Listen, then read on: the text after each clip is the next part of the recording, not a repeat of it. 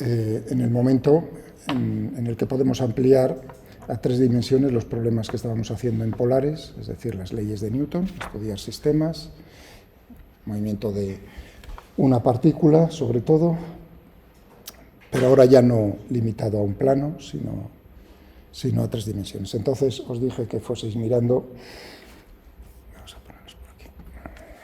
Entonces,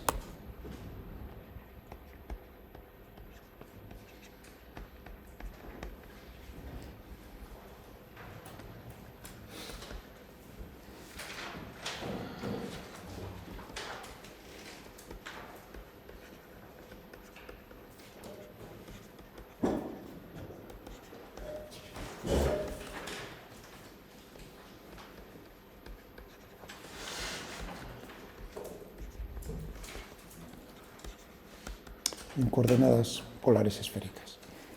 ¿Qué problemas es mejor?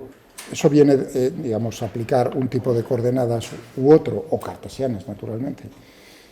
Viene dado por la simetría del problema. Entonces, primero vamos al caso sencillo, más sencillo, que es coordenadas polares cilíndricas.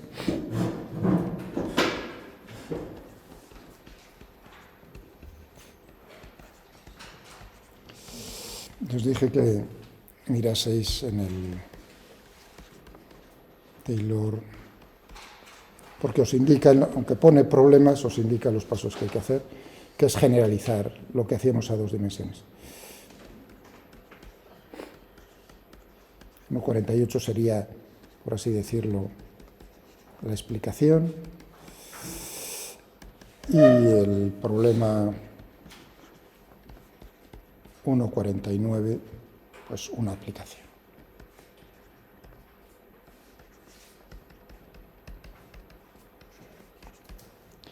De lo anterior. Con un grupo el viernes pude ya ir adelantando un poco, con el otro no pasa nada, porque tampoco vimos mucho con el primero, o sea que no os extrañe que ahora repita eso. Vamos a ponernos por aquí. Teníamos por aquí.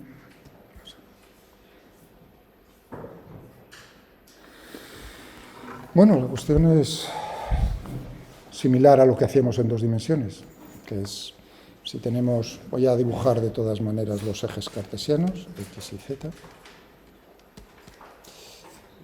el vector de posición de una partícula, r, en el espacio tridimensional, pues nosotros queremos, o sea, nuestro objetivo, ya que son las leyes de Newton, nuestro objetivo es expresar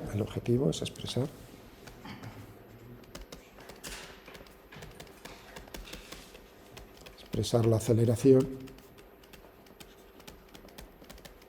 en este sistema de coordenadas. ¿Cuál es de las coordenadas polares?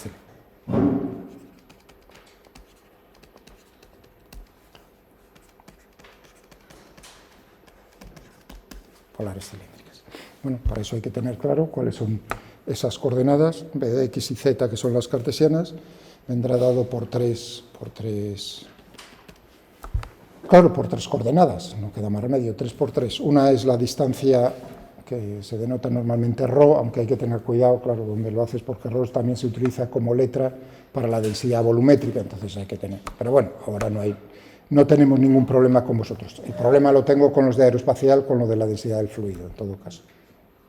En la notación, sí necesito con ellos también polares cilíndricas, cuando tiene el problema simetría, flujos en cilindros, etcétera. Bueno, pero para vosotros no. ρ es la distancia a una dirección del espacio, por ejemplo, el eje z.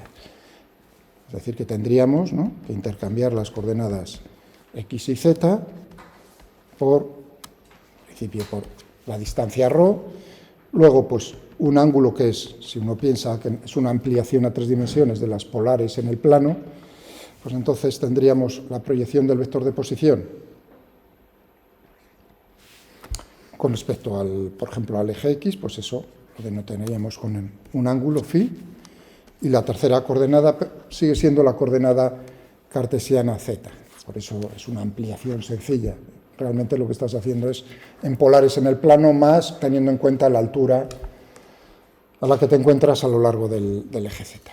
Si logramos expresar entonces, ya que nuestro objetivo es obtener la aceleración, y eso va a ser la derivada segunda del vector de posición con respecto al tiempo dos veces, pues lo primero habrá que buscar cómo expresamos el vector de posición en ese tipo de coordenadas, teniendo en cuenta que, claro, esas coordenadas, esas componentes, tienen asociados vectores unitarios en el espacio, lo mismo que tendríamos en cartesianas, ¿no?, que serían los vectores unitarios IJK o X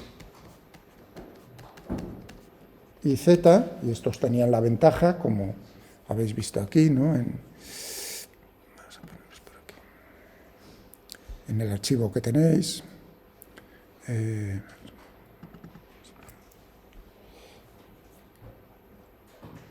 Eso lo tenéis en Moodle.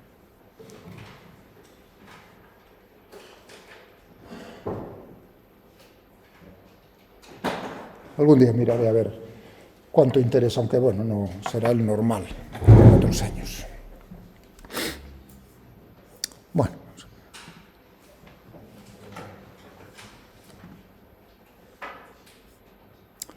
Bueno, pues ahí tenemos el mismo juego que teníamos en el archivo en el plano, ¿no? Entonces tenemos por aquí, nos podemos mover, y este sería, pues, bien, digamos, cómo nos podemos desplazar. Si queréis, ya que tenemos ahí, estamos pensando en las coordenadas polares cilíndricas, ¿no? Aquí tendríamos los vectores unitarios en un punto del espacio, que uno puede, 3 dimensiones, ¿no?, movernos con giros. Bueno, es decir, que la orientación de los vectores unitarios asociadas a las coordenadas cartesianas no cambian su orientación, es decir, que a la hora de derivar respecto al tiempo, pues es cero esos vectores unitarios. Esa era la ventaja, lo mismo que en el plano. Pero ahora lo que viene es, naturalmente, ver cuáles son los vectores unitarios asociados a las coordenadas polares cilíndricas. ¿Y eso cómo se hace? Lo mismo que en el plano, que es dejo dos de las coordenadas constantes y hago variar una de ellas, y eso me marcará una dirección en el espacio. Una curva, tangente a esa curva me marca esa dirección. Si yo dejo constante phi z, pues entonces tendremos una dirección que será únicamente permito variar ρ, es decir, que tendríamos un vector unitario. Por eso está ese archivo en 3 dimensiones, que además podéis girar, podéis verlo desde diferentes perspectivas. Aquí el dibujo en 3 dimensiones no es tan claro. Tendríamos un vector unitario que tiene una dirección perpendicular al eje z, alejándonos, ρ gorrito. Tendríamos un vector unitario, ya el de z, bien fácil, dejo constantes phi, el ángulo, y ρ, me muevo a lo largo de una recta paralela al eje z. Este sería z gorrito, no cambia nada respecto a las... ¿Cuál es el tercero? Dejo constante ρ y z y permito variar phi. ¿Cómo será esa trayectoria, esa curva que se está trazando? Bueno, se ve mejor, si queréis, aquí en lo que es la sombra en el plano XY. Una trayectoria circular de radio ρ, claro, porque eso sigue siendo ρ. Es decir, que tendríamos, para phi crecientes,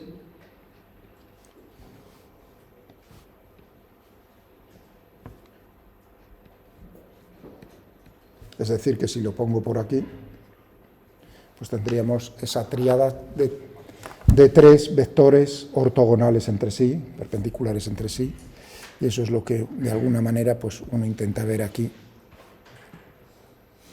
en ese punto, ¿no? Si nos alejamos un poco más, ρ, si giramos, estamos viendo cómo solo hay un vector que no cambia, independientemente del punto del espacio donde nos encontremos, que no cambia su orientación, que es naturalmente el correspondiente, el asociado a la componente z, a la coordenada z. Claro, es cartesiana, por lo tanto, no hay nada que... Bien, una vez que hemos visto esto... podéis jugar con ello para verlo. Claro, podéis también situar ambos aunque en 3 dimensiones siempre se verá un poco peor. Como, mientras que unos cambian, porque claro, los vectores unitarios en ρ y en φ cambian, dependiendo de en qué punto del espacio la orientación cambia, dependiendo del punto del espacio. Lo mismo que en cartesianas en el plano. Perdón, que en polares en el plano. Bueno, vamos a saltarnos por aquí. Muy bien. Entonces, la cosa es llegar a la aceleración.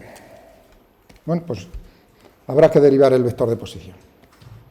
Y el vector de posición habrá que ponerlo en las componentes y los vectores unitarios únicamente en coordenadas polares cilíndricas.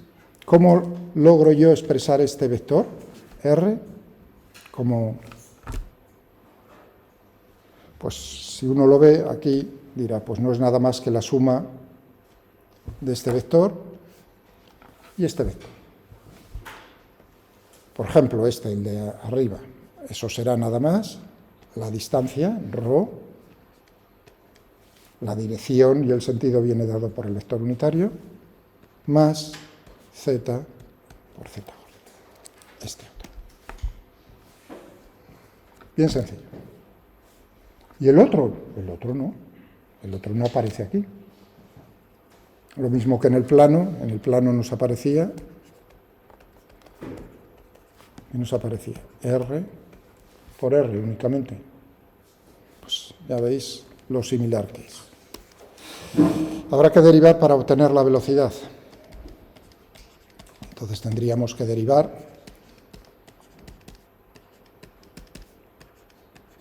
claro, aquí es un producto de dos cosas, por lo tanto,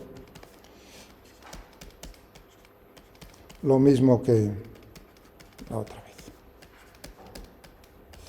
Pero claro, este vector no cambia, por lo tanto este es 0, es decir, que únicamente me quedan estos 3 términos, y este término sabemos qué dirección tiene en el espacio, la dirección es perpendicular al eje z, este sabemos que tiene la dirección a lo largo del eje z, el que nos preocupa es ahora mismo este otro, que es el problema 1,47, es decir, cómo expresamos.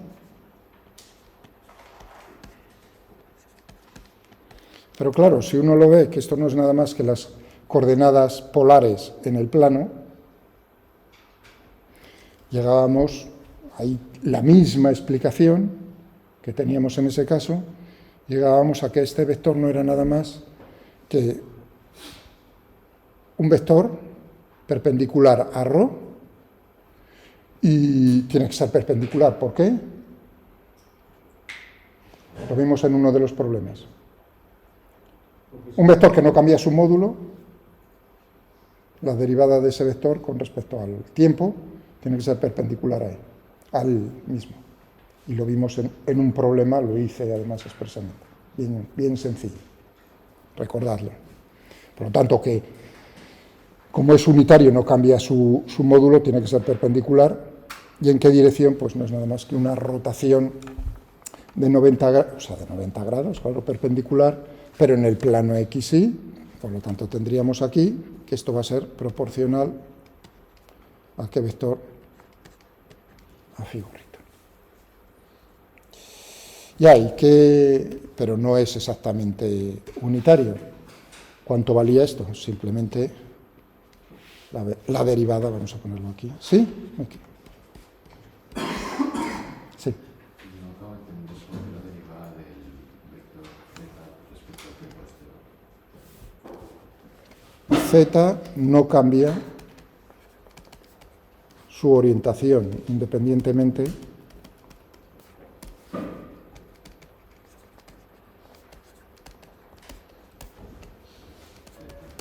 del punto donde nos encontremos.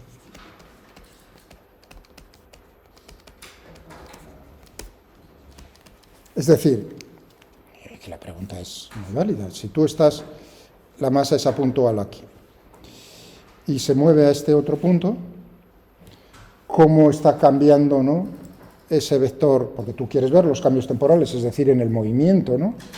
Cómo es la dirección, aquí es z gorrito, aquí es z gorrito, aquí en todos los puntos tiene la misma dirección, no cambia. Por eso lo del archivo, para que veáis cómo si tú cambias la posición del espacio, los ejes, esa tríada en cartesianas no cambia, siempre tiene la misma orientación, pero en el otro tipo, por eso es tan fácil en cartesianas, la segunda ley de Newton, la aceleración, expresarla, pero en otro tipo de coordenadas no es tan sencillo. Vale. O sea que en el caso de z es bien fácil, porque realmente es lo mismo que teníamos antes en cartesianas. ¿Bien? Pero claro, las otras dos no. Las otras dos coordenadas, los vectores asociados, sí cambian su orientación y habrá que ver a la hora de derivar, porque la velocidad es la derivada del vector de posición con respecto al tiempo, y si tú tienes esto, ¿eso lo has entendido? Tú tienes que derivar eso.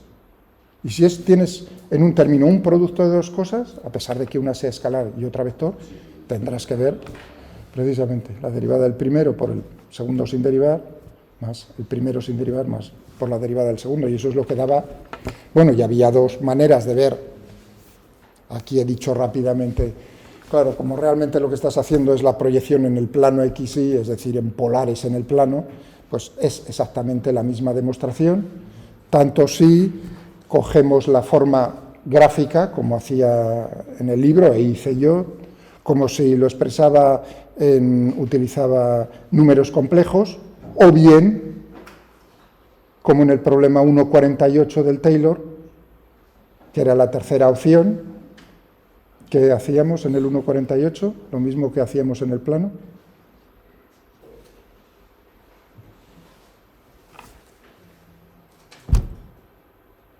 Sin miedo, que no pasa nada. ¿Lo veis?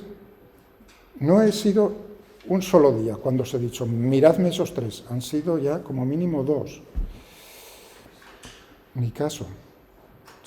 Y si no, abrís la boca, Marcos, abre la boca. Te pedían la expresión del vector de dirección de gamma, o de sale, perdón. No, ¿qué demostración alternativa te indica el problema 1.48 del Taylor? Como ordenadas cartesianas. Muy bien, exactamente. Solo quería oír eso para saber que se había leído como mínimo no sé si intentado, pero por lo menos leído el enunciado. Y eso es lo mismo que en el plano. Es decir, que en el problema, esto tendríamos, los puntos son las derivadas temporales, ahora lo pongo, es decir, que tendríamos que R punto sería ρ punto ρ más ρ phi punto phi más z punto z. Esa sería para la velocidad. Bueno, el siguiente paso sería la aceleración, pero hemos dicho el problema Taylor 1.48, pues lo que se hace es exactamente lo mismo que en el plano, que es expresar la relación entre coordenadas cartesianas y coordenadas polares, es decir, que si la posición vendrá dado por cómo es la componente cartesiana, x, la relación entre polares y cartesianas, ρ. Si uno mira esto, dice, anda, pues, ¿cómo será la componente x? Ρ coseno de phi y ρ seno de phi.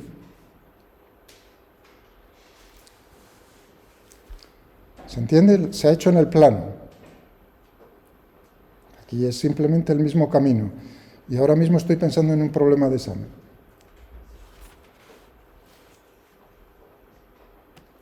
A mí lo que me interesa es la comprensión. De hecho, es un problema que hice como ejercicio en el aula hace unos años. Han pasado ya unos cuantos. No esos 13 como en el canal de YouTube, menos. Rho seno de phi y z, pues z.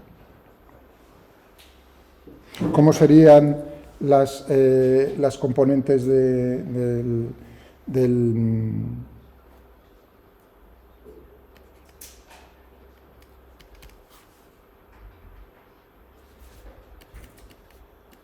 coseno de phi por el vector unitario xj?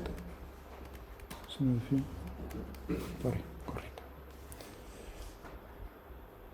El vector unitario este sería seno de phi por x gorrito, coseno de phi y gorrito. Y z,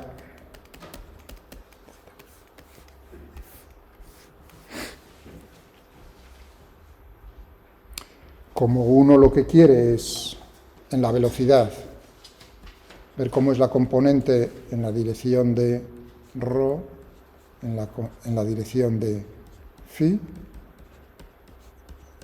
en la dirección de z, pues es bien fácil.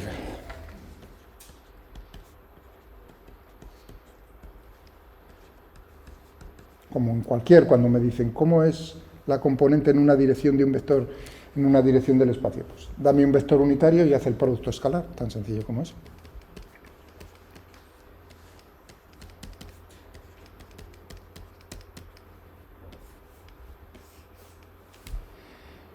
Claro, como tenemos ya todo expresado en v, ¿cómo sería? Me faltaría v en cartesianas, y hago el producto escalar de v por ρ, v por phi, v por z. ¿Cómo sería v? Si r es x gorrito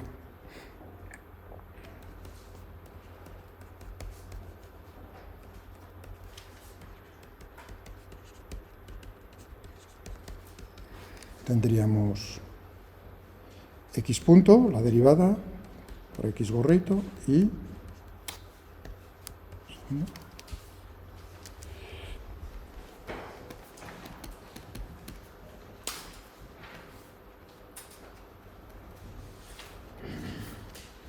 x punto.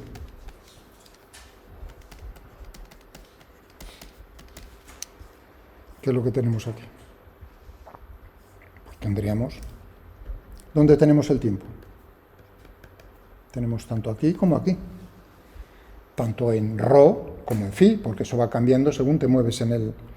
Por lo tanto, ¿qué tendríamos? Tendríamos la derivada del primero, ρ punto, por coseno de phi. Estoy aquí, mirando esto. Más ρ, ¿no? A ver qué tendríamos para derivar este. Ahora tendría, dejo esto, es el producto de dos términos con respecto al tiempo. Ahora tendría que derivar lo otro, el coseno es menos el seno, menos ρ, seno de phi por la derivada de phi con respecto al tiempo, o sea, phi punto. Y punto, la derivada de i con respecto al tiempo. ¿Cuánto teníamos aquí en i? Pues ρ punto, seno de phi, más ρ phi punto coseno de phi.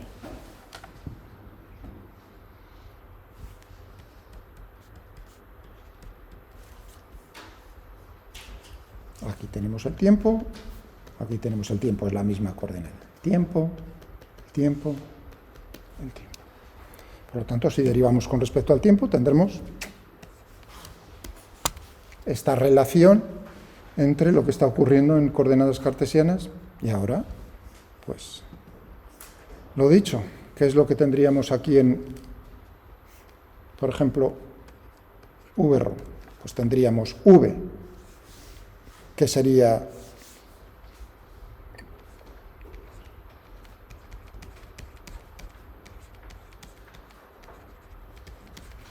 por el vector unitario x, más ρ punto seno de phi, más ρ phi punto, esto, aquí,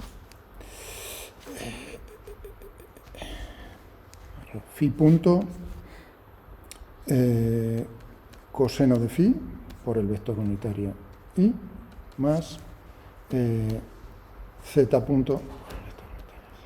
Esto multiplicado escalarmente por ¿cuánto era rho? Coseno de phi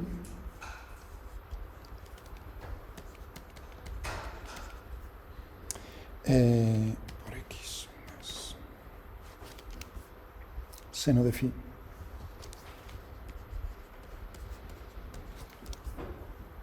por y.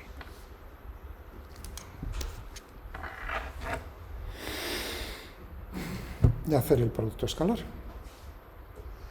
¿Estamos de acuerdo? X por x, el primer término,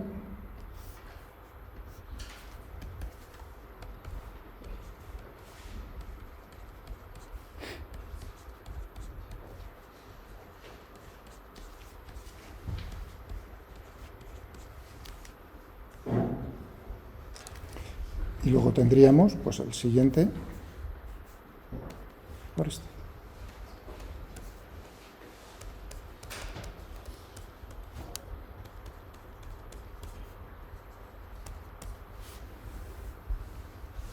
El término en z aquí sería 0, vamos a ponerlo para que quede bien claro, más 0 por z.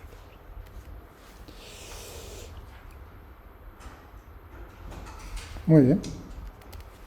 Y aquí hacemos esta cuenta, y ¿qué es a lo que llegamos? Llegamos precisamente a lo mismo que habíamos llegado aquí, que es rho punto. Y eso es lo mismo que se hace en el plan. Es el mismo cálculo, el mismo problema. Ese es el problema 1.48.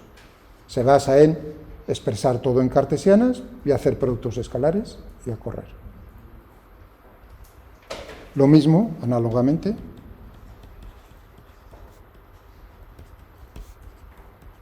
para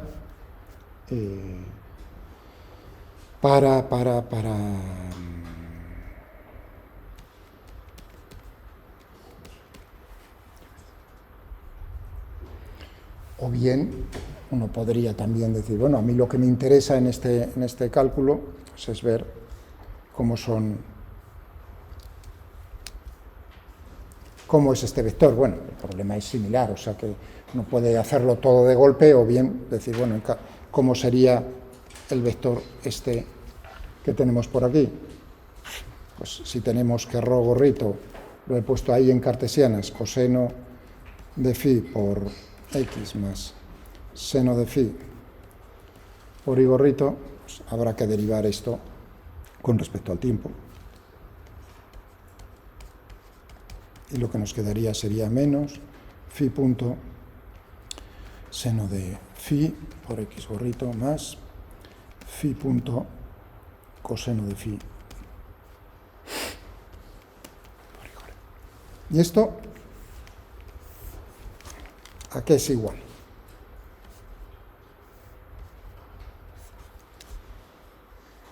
Si yo tenía aquí que el vector unitario en phi era menos seno de phi, coseno de phi en cartesianas, pues anda la mar, pues anda, si esto no es nada más que phi punto por phi gorrito.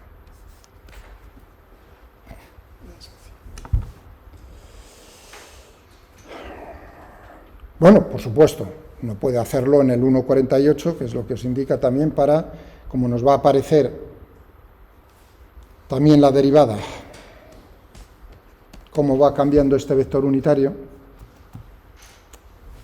¿no? Con el tiempo, pues el juego es el mismo. Habría que derivar la expresión en cartesianas que tenemos aquí, phi, menos seno de phi, x, coseno de phi, tendríamos menos phi punto coseno de phi por x gorrito, y ahora tendríamos que derivar este término, coseno menos seno, es decir, que me quedaría menos phi punto seno de phi por y gorrito.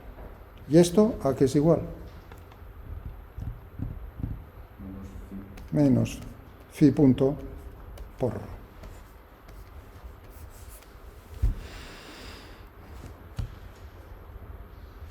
Bueno, Esto es lo que nos indica el problema 1.48. En definitiva, ya sabemos la relación que hay entre las variaciones en el tiempo de los vectores unitarios asociados a las coordenadas polares cilíndricas. Tenemos la velocidad, hemos visto, ¿no? Entonces, ¿cómo son las componentes de la velocidad? V nos quedaba ρ punto, V phi, ¿qué es lo que nos quedaba? Rho phi punto y Vz, pues z punto.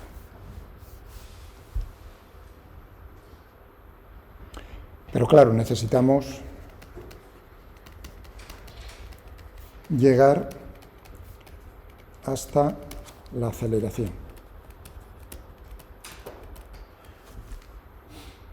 Es decir, que necesitaremos derivar el vector velocidad con respecto al tiempo. Es decir, necesitaremos derivar con respecto al tiempo, y ¿qué es lo que teníamos aquí? Rho punto, rho más rho phi punto, phi más z punto z. Pues término a término tendremos rho punto punto por rho más rho por la derivada del con respecto al tiempo, más, cuidado que aquí tengo 3,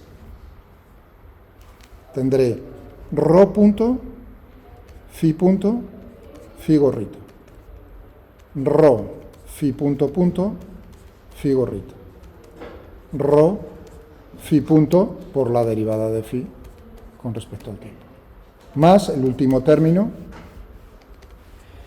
que ahí como z no cambia, pues tendríamos únicamente z punto punto por z gorrito. Bueno, aquí es lo que tenemos. Tenemos aquí este y este.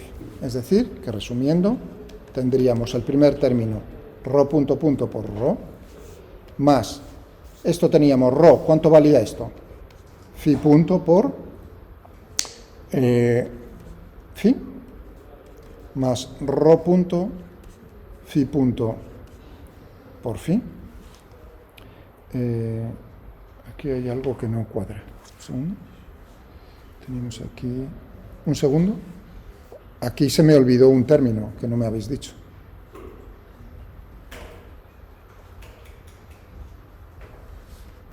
Habíamos dicho. No, este le tenía. Teníamos. Rho punto por la derivada de rho respecto a ti. Y aquí no puse. A ver. Teníamos el primer término.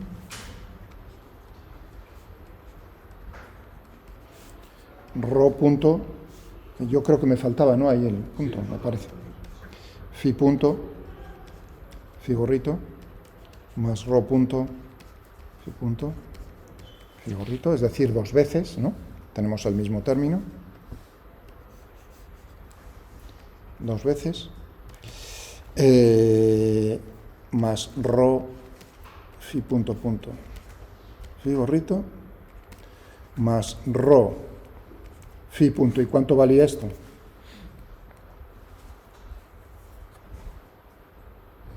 Teníamos menos phi punto por rho gorrito, es decir, que nos quedará menos rho phi punto al cuadrado, rho gorrito, más el último, z punto punto. Es decir, que la componente en la dirección de rho no es nada más que esto, que es lo que tendríamos. Tenemos aquí este término y este término. Por lo tanto, me va a quedar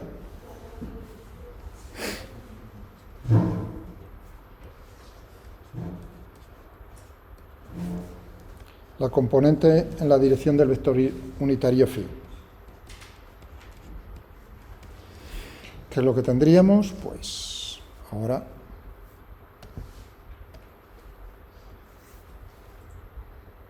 tenemos aquí phi, por lo tanto nos va a quedar rho phi punto punto más 2 veces rho punto phi punto.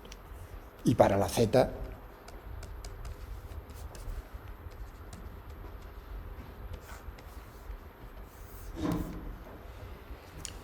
que sería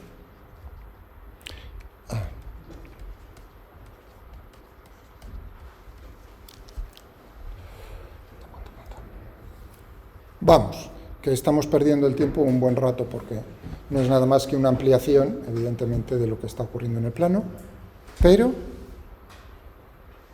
si lo tengo que hacer en coordenadas polares esféricas,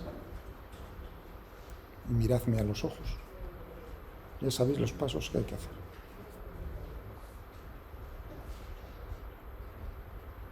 Y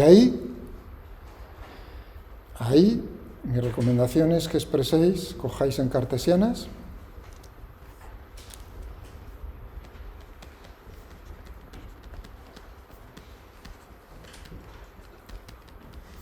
esféricas. Tendremos entonces que llegar, ¿no?, como es R, para llegar a derivar V y obtener A.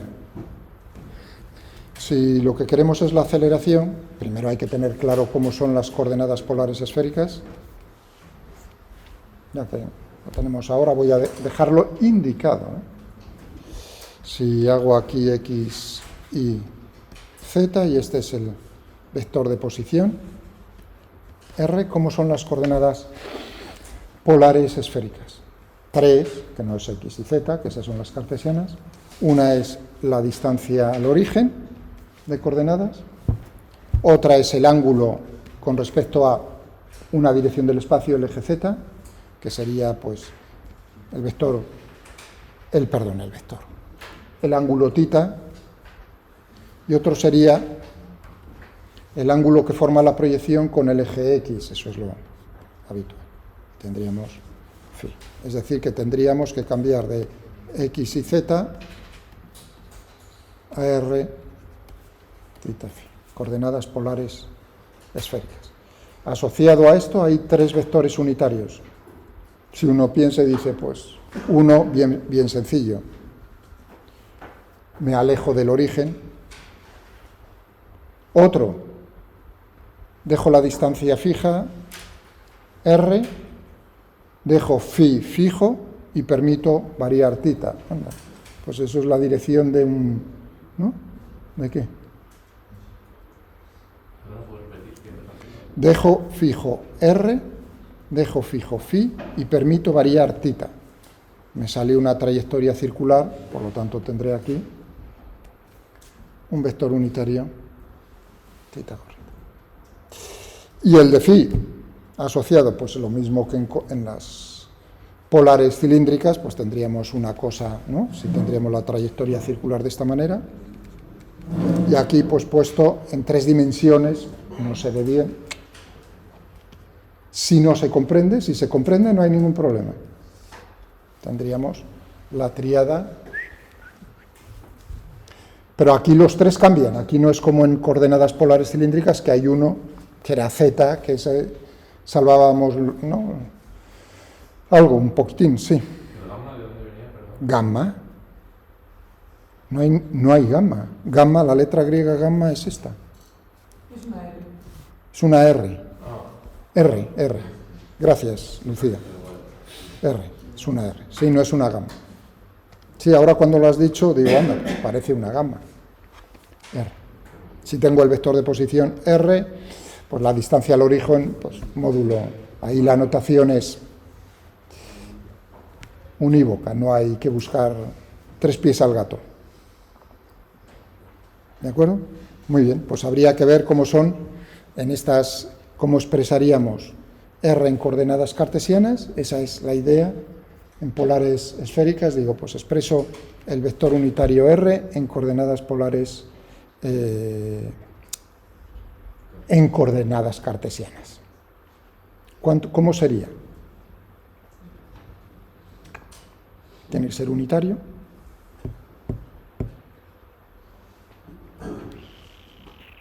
A ver. La componente X. No, hombre, X no puede, tendrá que ser, si tiene que estar todo en función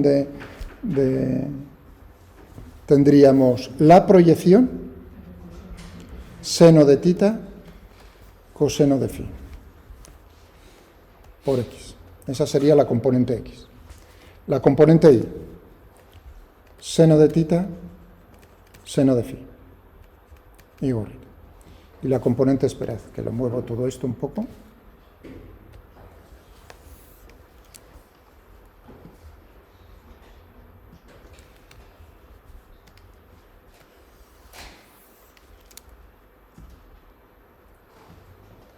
Y así dejamos un poco de espacio. Y seno de tita, seno de phi por I. ¿Y cuál sería la componente a lo largo del eje Z? Del vector unitario, no gamma, sino R. ¿Cómo sería la componente?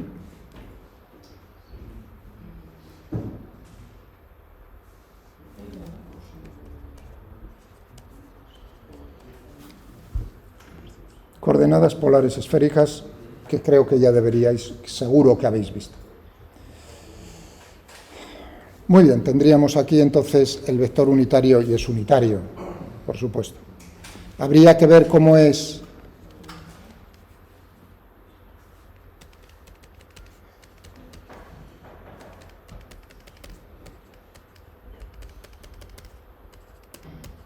ya veis que estoy poniendo aquí interrogaciones, y cómo habría que expresar también el vector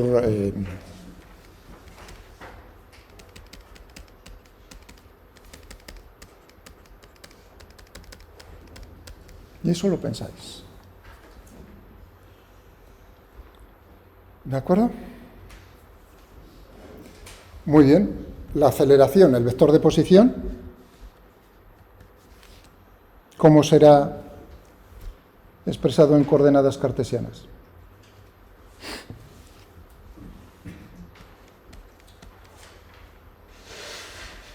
¿O no? Por lo tanto, tendríamos R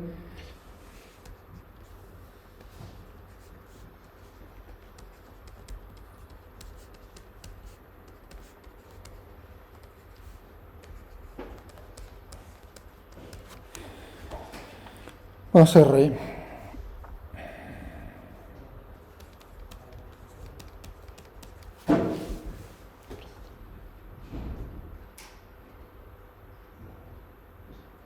¿de acuerdo? Muy bien. Si tenemos esto, habrá que derivar con respecto al tiempo, con respecto al tiempo, con respecto al tiempo. ¿Dónde aparece el tiempo? Aquí, aquí y aquí. En R, en tita y en phi. Lo mismo que aquí, aquí y aquí. Aquí y aquí. X, los vectores unitarios X, Y Z no cambian. A derivar tocan. Tenéis ahí el archivo en Moodle desde hace ya un montón de tiempo en coordenadas polares, si no me equivoco. En coordenadas polares esféricas, si no me equivoco. Vamos a comprobar.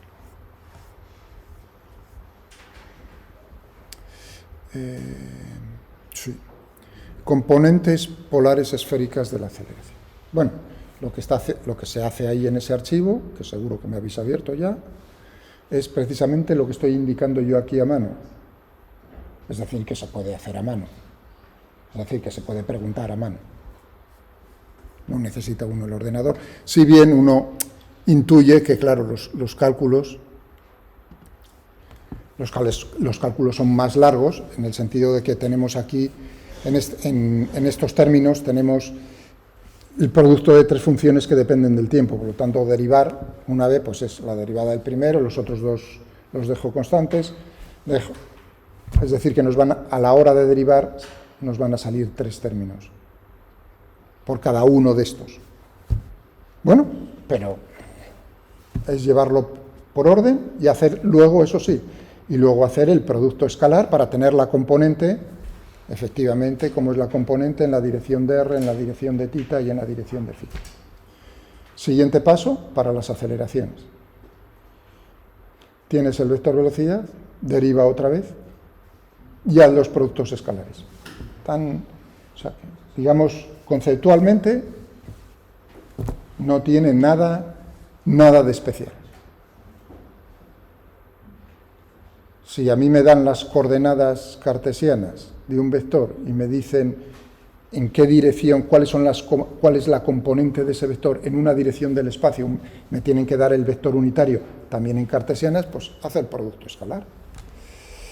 Componente x por la componente x, más la componente y por la componente y, más la componente z por la componente z. Y ya está. Eso es lo que se está haciendo aquí. Problema 1.48 o la ampliación a polares esféricas. ¿Bien? Bueno, pero esto es cuando lo necesitemos, si lo necesitamos y lo quisiésemos hacer en algún problema para eso. Pero estábamos en el... Sí, una pregunta. En la componente y no sería el seno de θ por el... ¿Dónde? Aquí abajo. ¿Aquí? Sí, ahí. Aquí, en la componente y. ¿Esto? Eso sí. Yo diría que tengo que hacer la proyección en el plano XY, y eso sería, bueno, si tengo un vector que es módulo 1, tendré que hacer la proyección, si este es el ángulo θ, por el seno, ¿no? Seno de θ. Ya tengo que esto es seno de θ. Y ahora tendré que proyectarlo sobre el eje Y, si este es el ángulo φ por seno de φ. X es seno de θ, coseno de φ, seno de θ, seno de φ, y el otro es coseno de θ.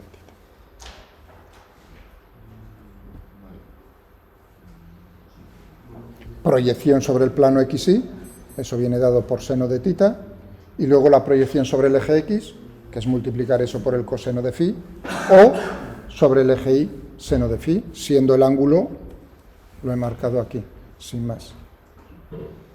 Son muy importantes las coordenadas polares cilíndricas y esféricas, es decir que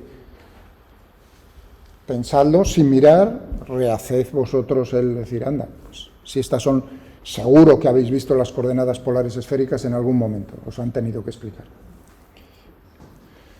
O sea que esto no es nada más que una repetición, recordatorio de eso que estoy diciendo. ¿Tiene utilidad? Pues sí tiene utilidad. En la física, quiero decir.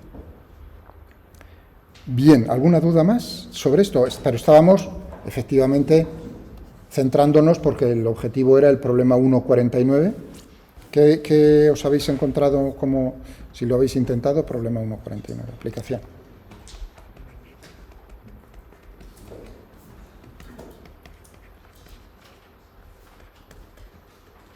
¿Qué nos dice el problema 1.49? Que tiene simetría 47. ¿Veis? En el 1. ¿No veis? Encontrar las expresiones para los vectores unitarios ρ, φ y z de las coordenadas polares cilíndricas en términos de las cartesianas, exactamente. Deriva estas expresiones para encontrar exactamente lo que os marqué. Bueno, el 1.49. Dice, imagínese dos paredes cilíndricas concéntricas, y el eje de ambas es el eje Z, con radios pues un poco diferentes, uno un poco mayor que otro, donde epsilon es muy pequeño. ¿De acuerdo? Metemos una pequeña bolita sin rozamiento entre las dos paredes, es decir, que esa bolita va a poder moverse únicamente entre las dos paredes concéntricas que son cilíndricas.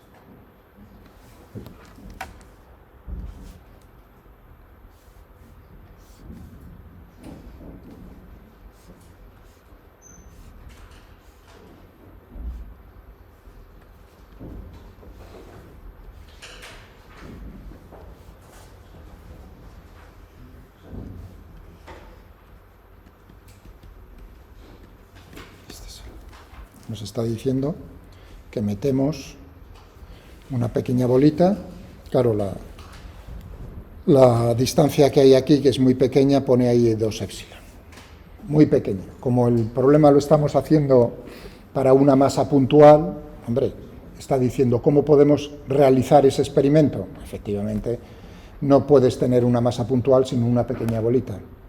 Pero nosotros, lo que te está explicando este problema es que estás forzando, estás haciendo, imponiendo una ligadura en el movimiento,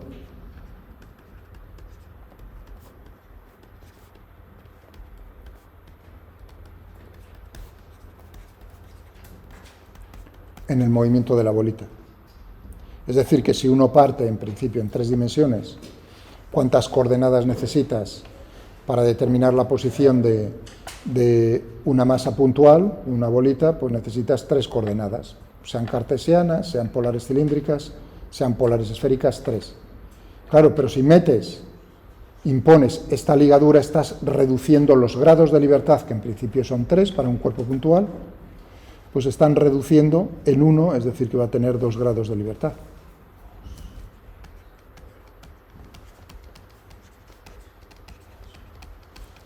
Claro, ¿cómo se expresa esa ligadura de la mejor manera? ¿En cartesianas? Puedes expresarlo, quizás, sí, seguro, ¿no? Pues lo del enunciado que os habéis leído, 2 epsilon. Claro. Ahí, efectivamente. Y epsilon es muy pequeño.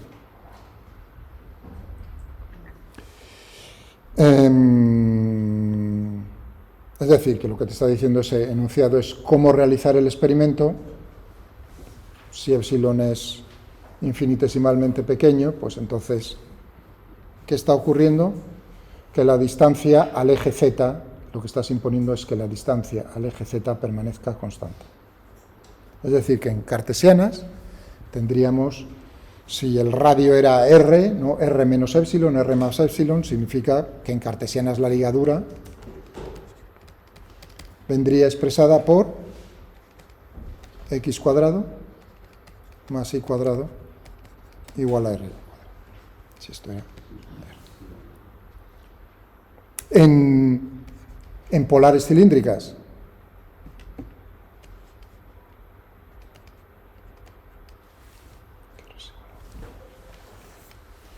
está gritando este problema, utilizar coordenadas polares. Si utilizamos cartesianas, tenemos los problemas que indicaba en su momento para, ¿no? Por ejemplo, el péndulo simple. Porque claro, ¿cuántas ecuaciones del movimiento tenemos aquí? ¿Cuántas ecuaciones? 2.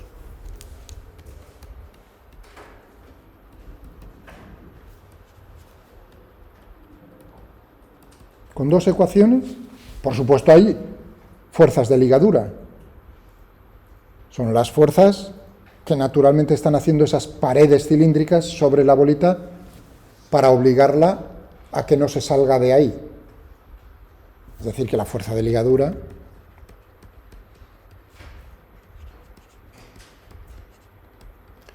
serían las fuerzas de... Las fuerzas, como no hay rozamiento, tienen que ser normales a las paredes.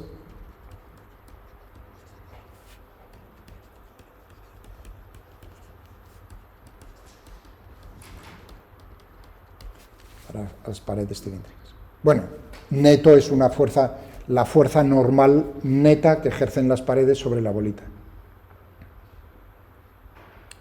¿De acuerdo?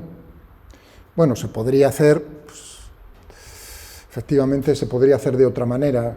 Quizás con una barra, tienes un eje, una barra perpendicular a ese eje, ¿no? Y un engranaje que pueda deslizar ese, ¿no? Pero que siempre, digamos, pueda girar en torno al eje libremente y pueda moverse vertical a lo largo del eje. Y en el extremo de esa barra, sin masa, inextensible, pues tendríamos una bolita. Sería, digamos, la misma forma, las mismas ecuaciones del movimiento. ¿Se entiende lo que estoy diciendo? Un eje, y aquí, de alguna manera, ¿no? Un engranaje que pueda deslizar a lo largo de este eje, y aquí una bolita. Entonces tendríamos, eso sí, tiene que estar siempre perpendicular, sería el mismo problema. Y la misma forma de hacerlo quizás experimentalmente. Digo yo, ¿no? ¿No tenéis imaginación o no? También debería rotar. Sí, claro, he dicho un engranaje que pueda a lo largo del eje y girar libremente, o sea, y ese engranaje no es difícil de hacer. Está chupado. ¿De acuerdo? En la práctica, quiero decir que no es difícil. En el otro extremo la bolita, que la barra tenga poca masa, para que podamos considerar que es masa despreciable, y entonces, pues, bajo la acción, este problema, como nos está diciendo aquí el enunciado, tenemos la MG tal, de tal manera que pueda ser considerada una masa puntual que puede mover libremente a una distancia fija del eje vertical. Cuando dice eje vertical, pues tenemos la gravedad. Efectivamente aquí dices, escribe y resuelve la segunda ley de Newton para el movimiento de la bolita, incluyendo los efectos de la gravedad. Describe el movimiento de la... Pues nada, eso es resolver el movimiento, ¿no? Es decir, ¿qué es lo que está ocurriendo ahí? O sea, que tenemos la gravedad de esta manera. También en este plano. Es decir, que tendríamos diagrama del cuerpo libre. El observador es inercial.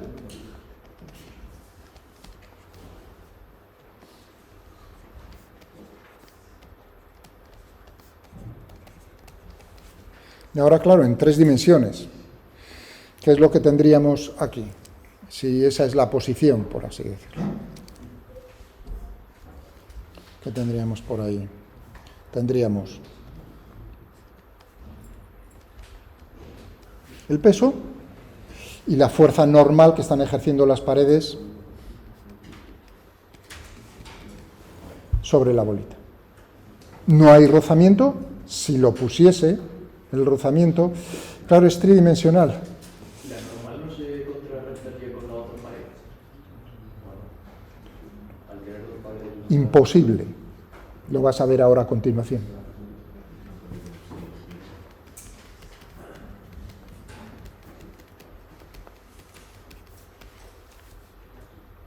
Si me sale que es cero, tienes tu razón. Si me sale que es distinto, salvo quizás en algún caso particular. Habrá un caso particular en que la normal neta sea cero. O bien la tensión que ejerce la barra en esa configuración que estoy yo poniendo aquí, ¿no? Bien, vamos a verlo. En principio, esa es... claro, es que la fuerza de ligadura... Vuelvo a las explicaciones, dije... Segunda ley de Newton. Fuerza neta, fuerza real es igual a masa por aceleración. Y vamos a hacer una distinción entre las fuerzas. ¿Cómo las llamaba? Fuerzas aplicadas y fuerzas de ligadura. Igual a la masa por la aceleración. Esa clase está ya, ¿verdad? ¿Lo veis? ¿Veis en este momento? ¿Y qué dije? ¿Qué es lo que distinguía? Las fuerzas aplicadas son conocidas, por ejemplo, la gravedad o un muelle. Esas fuerzas son conocidas. Las fuerzas de ligadura son desconocidas. Son fuerzas que van a ser lo suficientemente intensas para que la trayectoria del cuerpo o los cuerpos sea una determinada.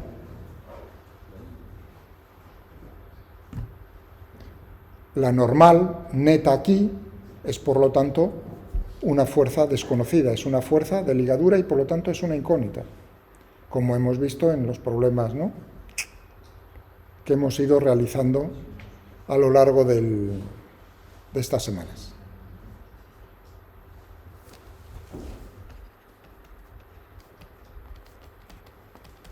¿Y qué es lo que decíamos? Que efectivamente la fuerza de ligadura puedes tener interés en saber cuánto vale. Por ejemplo, en los problemas de si yo estoy pensando en que eso está hecho, la barra está hecha de un metal, y ese metal solo soporta determinadas tensiones o compresiones, ¿no? Y desde ese punto de vista, uno dirá, si eso es un mecanismo, necesito saber bajo qué condiciones del movimiento esa barra o esas paredes se van a romper. El desgaste, por otro lado. El desgaste que está sufriendo ese mecanismo. ¿Verdad que eso suena bastante a ingeniería? Pues eso, de eso estoy hablando. Entonces, evidentemente, en ese caso, obtener el valor de las fuerzas de ligadura es interesante, no lo niego.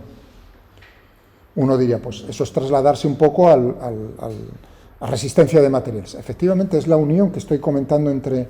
Pero desde el punto de vista de mi asignatura, yo hago la descripción del problema, del movimiento, y digo, esas fuerzas de ligadura van a ser siempre van a ser lo suficientemente intensas para que el movimiento siga el enunciado que te está diciendo el problema. ¿De acuerdo? Pero sigue siendo una incógnita, en este caso es n.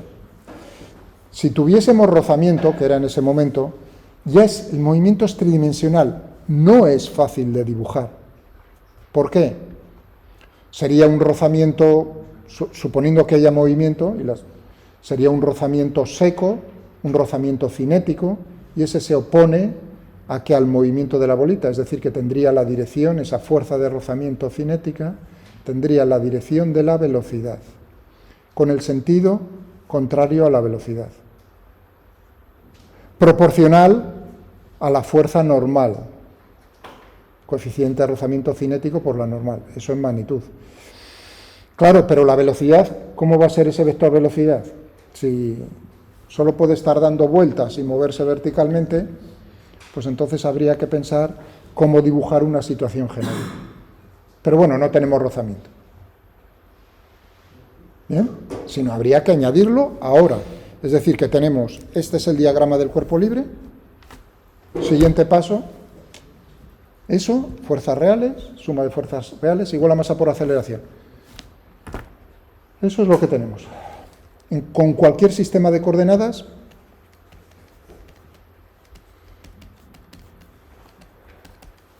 segunda ley de Newton.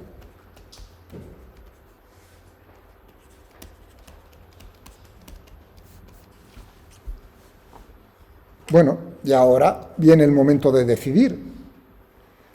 Oye, ¿y esta? ¿En qué sistema de coordenadas es más adecuado? Teniendo en cuenta que tengo una ligadura y que la ligadura, si coges cartesianas es esta y si coges polares cilíndricas es esta. Por supuesto, la ligadura se expresa de manera natural en coordenadas polares cilíndricas.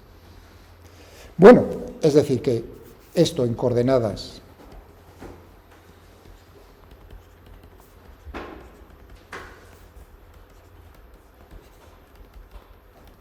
¿qué es lo que tendríamos? Pues habrá que ver cómo es en la dirección de ρ, en la dirección de φ y en la dirección de z. Vale, la componente de la aceleración, vamos a ver, la componente en la dirección de ρ, en la componente perpendicular al eje de los cilindros. Vamos a descomponer estas fuerzas, cada una en esa dirección. El peso tiene componente en la dirección de... ¿Hacia dónde va? En esa dirección. Por lo tanto, tendríamos que la normal tendría una componente menos n. ¿El peso tiene componente en esa dirección? No. Por lo tanto, menos n igual a la masa. La componente en esa dirección. En la dirección de phi, que sería, en este dibujo, en este esquema que estamos haciendo, pues sería un vector, una dirección en el espacio perpendicular al plano del dibujo. Y bueno, si lo estamos poniendo, pues entrando en el plano del dibujo. Pero bueno, ninguna de las fuerzas tiene una componente en esa dirección, por lo tanto, 0. Y en z, pues tendríamos que descomponer estos vectores en esa dirección. ¿Cuál tiene una componente? Pues únicamente el peso, y si estamos suponiendo que z lo estamos tomando en la dirección contraria al peso, pues tendríamos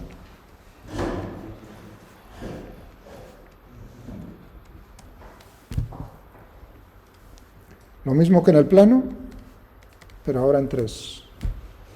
¿Qué tenemos para la primera? Bien sencillo. ¿Cómo es esto? M ¿cómo era la componente de la aceleración? Tened en cuenta que es lo mismo que en el plano. Rho, punto, punto, menos rho, phi, punto al cuadrado. ¿Qué tendríamos aquí? Tendríamos m, rho, phi, punto, punto, más 2 veces rho, punto, phi, punto. Y en esta, pues, m. Pero claro, la ligadura era que ρ es igual a r, es decir, que ρ punto es 0 y que ρ punto punto es 0. Si hacemos eso, pues veríamos a ver aquí que este término se nos va, que este término se nos va, y nos quedaría la segunda ley de Newton, nos quedaría de la siguiente manera. Nos quedaría menos n, suma,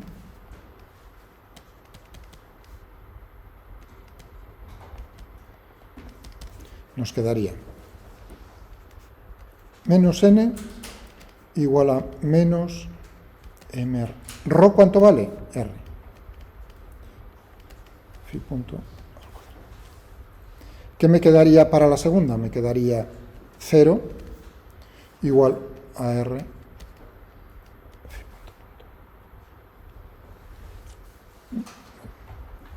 o phi punto punto igual a 0. Si queréis la m no hay ningún problema.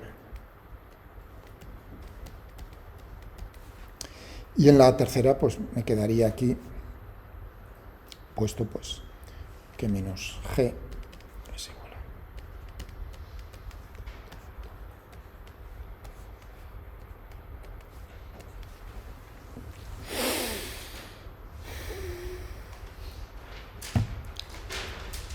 ¿Cuáles son las incógnitas? 3 ecuaciones.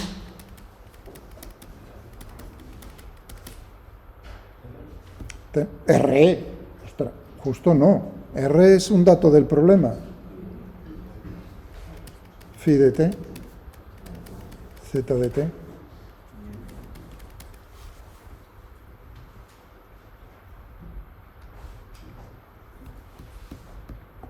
Caso, fijaos que lo he puesto explícitamente del tiempo, pero a lo mejor en este problema resulta que la normal va a ser una constante. En magnitud, no en dirección. Muy bien, ¿cuáles son las ecuaciones del movimiento? Es decir, las que estrictamente describen cómo se mueve. La ligadura no me interesa, la fuerza de ligadura.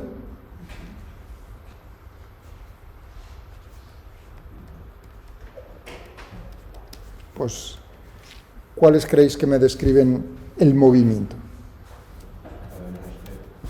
Pues que phi punto punto es igual a 0 y que z punto punto es igual a menos 0. Por eso este problema es muy, muy, muy sencillo. ¿De acuerdo? Claro, ¿qué significa? Que efectivamente, estas son las ecuaciones, si yo resuelvo esto, es un sistema de dos ecuaciones diferenciales de segundo orden. La solución general va a estar chupada y la solución particular necesitaremos las condiciones iniciales. ¿Cuántas condiciones iniciales?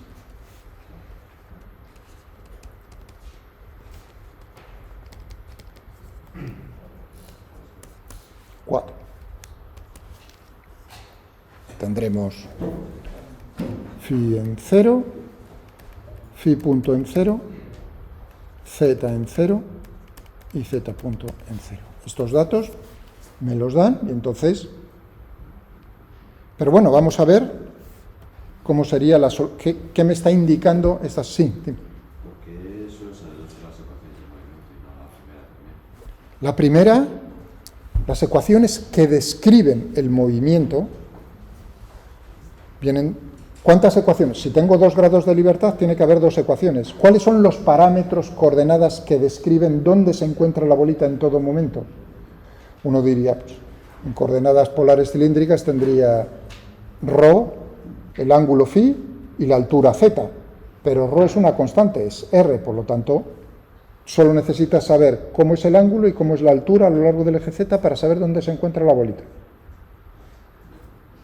La otra, efectivamente, esta, por supuesto que es información. ¿Qué es lo que me da? Precisamente cuánto vale la fuerza de ligadura. Porque si yo sé cuánto vale phi, sé cuánto vale phi punto, por lo tanto sé cuánto vale n. ¿Ves aquí phi punto? Si yo integro las ecuaciones del movimiento, sé cómo es la posición, sé cómo es la velocidad, por lo tanto obtengo cómo es la fuerza de ligadura normal en este caso. O sea que vuestro compañero, por supuesto, eso es lo que he querido decir cuando tengo la segunda ley de Newton, digo, tengo suma de fuerzas, pero claro, hay fuerzas que son conocidas y fuerzas que son desconocidas. Igual a la masa por la aceleración. Es decir, que tengo ahí incógnitas en las fuerzas. ¿Cómo, si yo tengo las incógnitas en la posición y además estoy añadiendo en las fuerzas, necesitaré más ecuaciones? ¿Quién me da esa información? Las ligaduras. Las ecuaciones de ligadura, que al ser olono más, son fácilmente expresables, en este caso chupada, ¿no? Rho igual a R, constante, Rho es constante. En cartesianas, parece que es fácil, x cuadrado más y cuadrado r cuadrado, pero yo no lo haría, forasteros.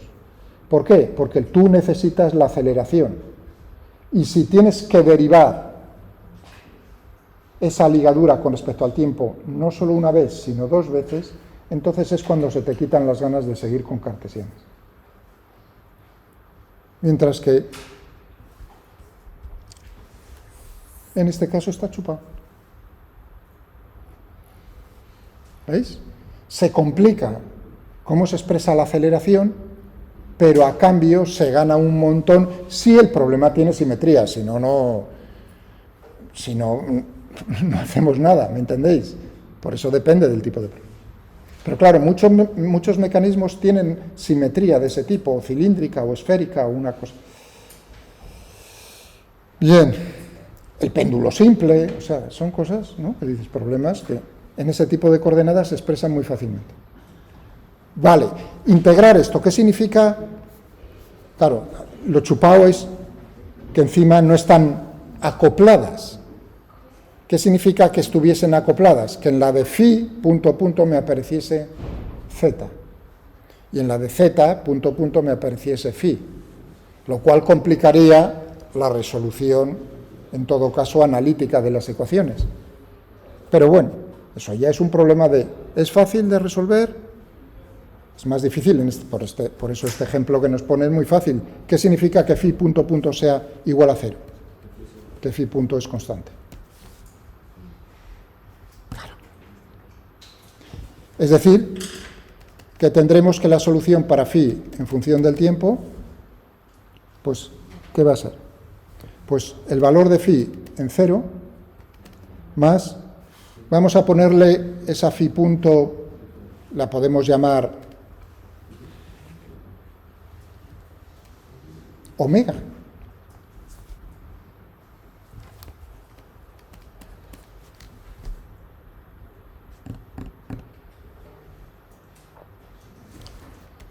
Si phi punto es igual a omega,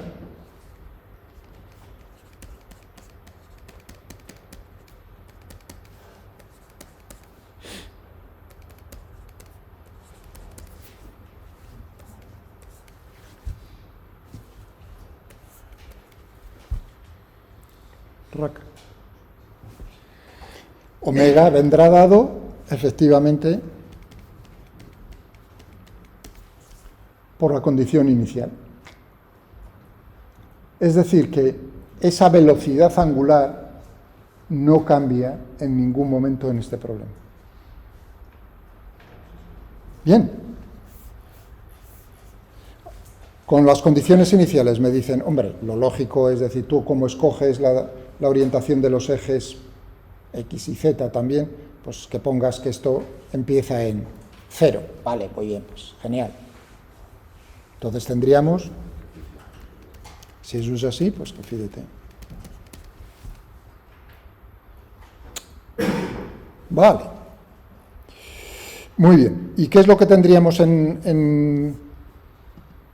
Es decir, que esto, ¿qué representa? ¿Qué representa si yo solo me estoy fijando en la componente esta angular phi? Si yo le tuviese que dar un nombre a esa trayectoria, si yo lo estoy viendo desde arriba, las paredes cilíndricas, yo diría, pues lo que estoy viendo es un movimiento circular uniforme, ¿no? Sí.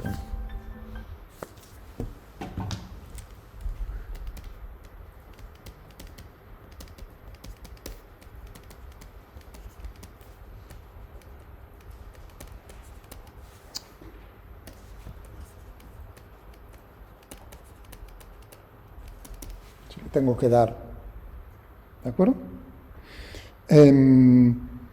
Bueno, pero claro, tenemos también, y con eso terminamos porque está chupado, z punto punto igual a menos g.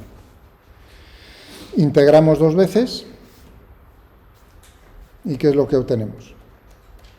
Que z de t, visto desde ese, ¿no? Si solo nos fijamos en la componente tendremos z0, por así decirlo, ¿no? Que tendríamos aquí por la velocidad z punto en 0 por el tiempo menos 1/2 de g por el tiempo al cuadrado. Siendo z0 la componente en t igual a 0,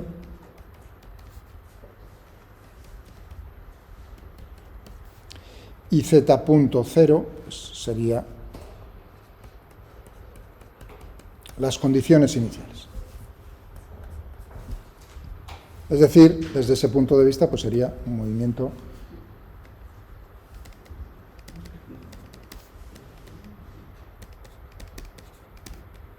cuidado, que lo estoy poniendo, ¿veis las comillas? No es una trayectoria recta.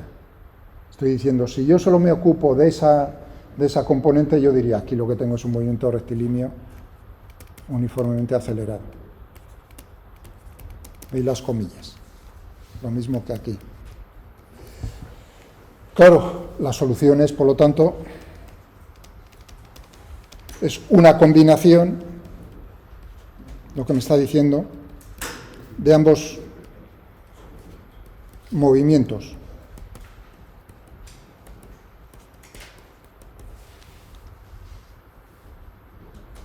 Está haciendo una hélice. Uno diría, uy, eso me suena a una hélice, aunque es una hélice un poco curiosa, ¿no?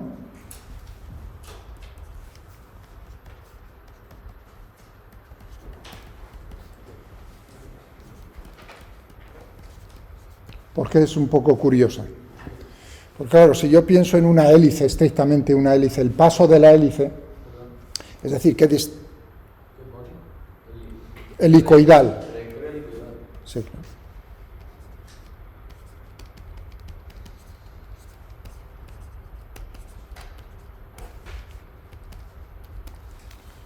No en espiral, no he dicho espiral, porque uno a veces hablando no, yo mismo, o sea, estaba pensando, digo, que no digas espiral, Miguel, una hélice, pero es una hélice un poco curiosa porque cuando uno piensa en una hélice estrictamente, en una trayectoria, el paso de la hélice permanece constante, en un tornillo, ¿no? Lo que avanzas, si das una vuelta completa, te has movido a lo largo del eje una distancia, y eso va siendo, no varía en el tiempo.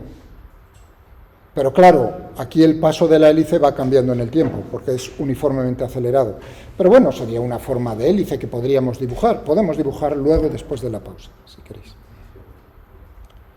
Muy bien. Aquí lo dejamos hasta -4. Por cierto, un comentario. Hice una predicción acerca de la fuerza de ligadura normal, que en magnitud no iba a cambiar. Si phi punto es constante, la dirección sí cambia, siempre es normal a la pared, ¿no? En general cambia. Pero, claro, si phi punto, si no tiene ese cambio, esa velocidad angular inicial es 0, pues efectivamente la normal es 0, y la trayectoria es una trayectoria rectilínea uniformemente acelerada. Una caída libre, vamos, entre las dos paredes. Estaba diciendo antes que es una trayectoria un poco curiosa, ¿no? Como helicoidal. Pues simplemente tendríamos que, si queremos dibujarlo, ¿cómo era la solución a nuestro problema? Teníamos que phi era, pues vamos a tomar 0, omega por t, vamos a darle un valor de esa velocidad angular inicial, ¿no? Omega. Y claro, aquí si lo quiero dibujar en el ordenador, tengo que darle 3 componentes y son las componentes cartesianas, es decir, que tengo que pasar de las polares cilíndricas a las cartesianas. ¿Cómo sería entonces la componente X?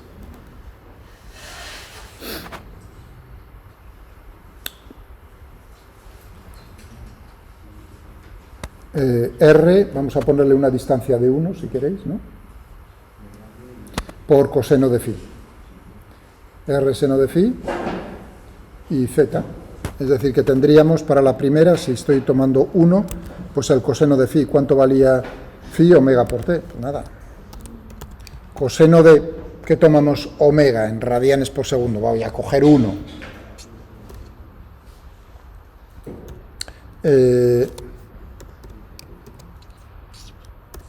¿Estáis de acuerdo? Es considerando que omega es 1 radián por segundo, que r, el radio de las paredes esas, ¿no? La distancia a la que se encuentra la bolita al eje z es 1 metro.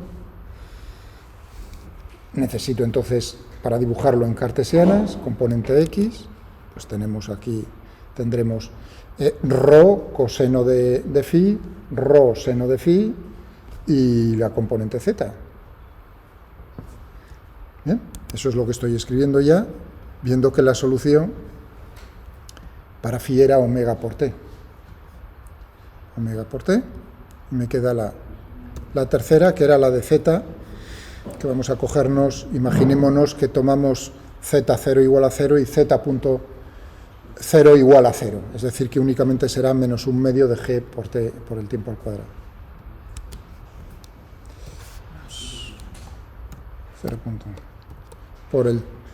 Vamos a coger, como yo quiero la forma únicamente g, entre comillas, cojo 1 también, 1 metro por segundo al cuadrado.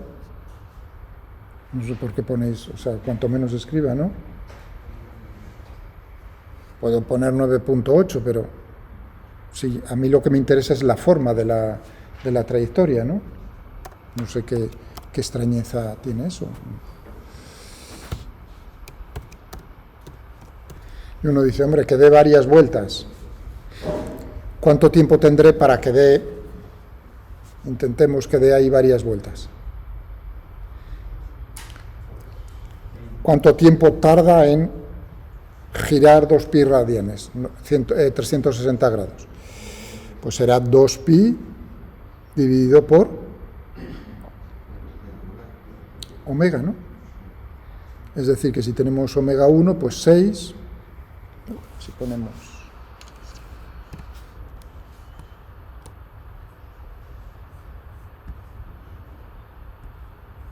pero claro, el paso, si quieres pongo el 9,8 para que sea por 10. Lo que pasa es que claro, me está reescalando verticalmente. Aquí hay que tener cuidado con la escala, la forma parece que no cambia. Vamos a ponerle un poco más.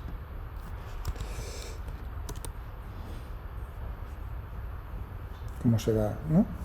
El paso de la hélice va creciendo, como un muelle que estamos, ¿no? Así, de alguna manera, estirando un poco de manera cómica ahí. Pues eso es la trayectoria que seguiría nuestra bolita. Efectivamente, ahí las condiciones iniciales pues son importantes porque podríamos tener la trayectoria rectilínea. En ese caso, la normal sería 0, la fuerza de ligadura. ¿Bien? ¿Entendido? ¿Sí? Para que penséis un poco, si no lo habéis hecho, que ya después de insistir 2 veces en esto, para que lo intentaseis y que os saliesen dudas en el proceso, podéis hacer una modificación al problema,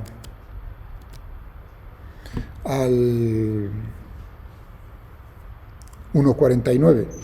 Vamos a hacerle una modificación y decirle, pues, pensad, si yo al 1,49 a esa le hago una perrería y le añado un muelle.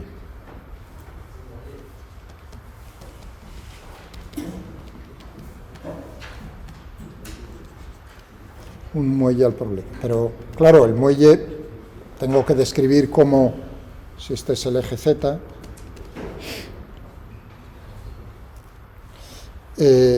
las dos paredes, es decir, que sigue la misma ligadura. La ligadura es que la distancia permanezca constante entre esas dos paredes cilíndricas, pero ahora en un punto tengo un muelle, un extremo está, si queréis, el origen de coordenadas, no pasa nada, ¿eh? Y el otro extremo donde la bolita, de alguna manera que pueda atravesar la pared esa, o bien, si queréis, en la configuración que os describía yo, decir, pues una barra con un engranaje que pueda deslizar a lo largo del eje Z y pueda girar libremente, se verá mejor quizás, ¿no? Una cosa de esas. Bueno, da igual. Le añadimos y nos dicen cuál es la constante de fuerza del muelle. Y nos dicen que el muelle tiene longitud natural 0 por hacerlo más fácil. ¿De acuerdo? Tenemos la gravedad. Bueno, podríamos poner la gravedad o quitarla, me da igual. O sea, que es añadir, si queréis, esto. Con longitud natural 0. Es decir, que si yo suelto los extremos del muelle, ¡pam!, los dos extremos van uno al otro. Eso hace más fácil el plantearlo, si queréis.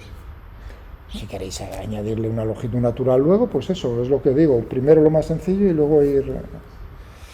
Bien, pues nada, resolver el movimiento.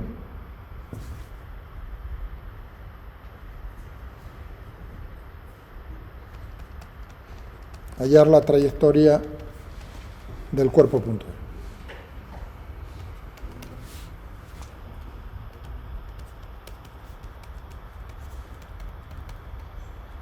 Muelle sigue la ley de Hooke, por eso he puesto la constante de fuerza acá en newtons dividido por metro. Primero todo con letras y luego, si uno quiere dibujar lo que pasa con el ordenador, pues nada, le da un valor a la K y ya está. Pues nada, podéis pensar en ese problema. Que quede claro, este muelle, este extremo está fijo, el otro va con la bolita, ¿de acuerdo? Es un pequeño detalle que le estamos añadiendo, que algo hará cambiar, ¿no? Ya uno dirá, hombre, caerá,